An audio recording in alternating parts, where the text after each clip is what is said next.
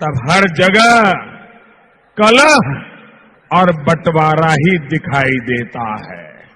और बिहार में तो साफ नजर आ रहा है। साथियों, आज देश के एक तरफ वोट भक्ति की राजनीति है तो दूसरी तरफ देशभक्ति की। आप याद कीजिए 26/11 को मुंबई में जब आतंकियों ने हमला किया था तो कांग्रेस और उसके साथियों की सरकार ने क्या किया था? तब देश के वीर जवानों ने पाकिस्तान में घुसकर बदला लेने की इजाजत मांगी थी, लेकिन कांग्रेस सरकार ने सेना को कुछ भी करने से मना कर दिया, क्योंकि उसे वोट भक्ति की राजनीति करनी थी।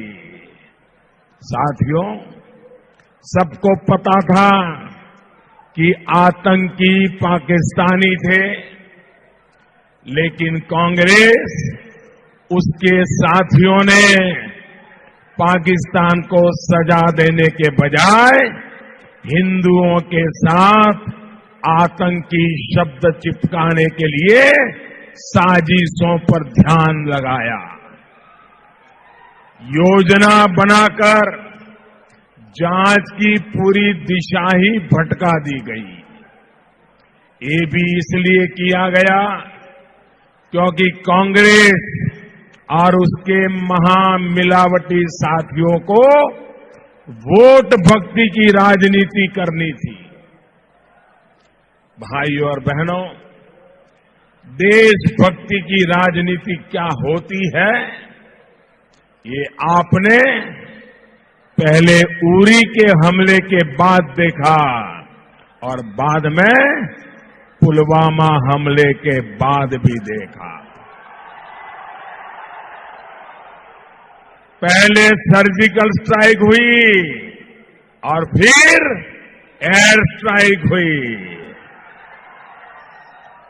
परिणाम ये है कि जो पाकिस्तान पहले चोरी और सीनाजोरी दोनों करता था, अब दुनिया भर में जाके गुहार लगा रहा है। भारत ने आतंकियों को घुसकर मारा भी और पाकिस्तान को पूरी तरह से अलग थलग भी कर दिया। भाइयों बहनों, ये घुस करके मारना ठीक ठाक नहीं था। एक घुस करके मारना चाहिए कि नहीं मारना चाहिए? आप खुश हैं? आप खुश हैं? ये आपका चौकीदार सही कर रहा है। नए हिंदुस्तान के नए तेवरों से आप संतुष्ट हैं? भाइयों और बहनों, आपने देखा होगा चुनाव शुरू होने से पहले जो लोग उछल उछल करके बोल रहे थे, सबूत मांग रहे थे, मोदी का जवाब मांग रहे थे, 2 चरण के मतदान के बाद उनका चेहरा ऐसा ढीला पड़ गया, ऐसा ढीला पड़ गया। और भांति भांति के सवाल खड़े करने वाले लोग, सबूत मांगने वाले सबूत नहीं मांग रहे, एयर स्ट्राइक का जवाब मांगने वाले वो भी चुप हो गए, बम गिरा था कि नहीं गिरा ये भी पूछना बंद कर दिया, बम ने आतंकवादियों को मारा कि नहीं मारा ये भी पूछना बंद कर दिया, कितने आतंकवादी मरे थे, इतने मरे कि उतने मरे ये भी पूछना बंद कर दिया। ये उनकी बोलती बंद किसने की? ये चिल्ला चिल्ला करके महीने से चीख रहे थे, इनकी बोली भी किसने बंद कर दी? ये हिंदुस्तान के मतदाताओं ने बंद कर दी। पहले और दूसरे चरण के मतदाताओं ने उनके मुंह पे ताला लगा दिया है। 2 चरणों का जो रुझान आया है, उसके बाद आप भारत के वीर जवानों से सबूत मांगना क्यों भूल गए हो?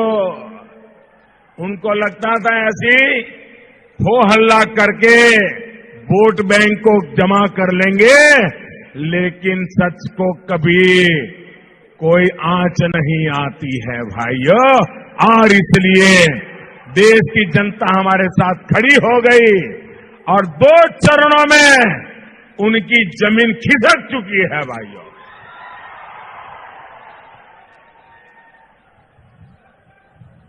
अब तो उनको चिंता है, पहले जितने पार्लियामेंट में थे वो भी पहुंच पाएंगे कि नहीं, इसकी फिराक में है। वरना यही लोग थे जो पहले इतना रो रहे थे, हमारे वीर जवानों के पराक्रम पर इतने सवाल उठा रहे थे कि पाकिस्तान ने इन्हें अपना हीरो बना लिया था। साथियों, मैं इन लोगों को आज भी चुनौती देता हूं। हिम्मत है, ये चुनाव में जनता के बीच जाओ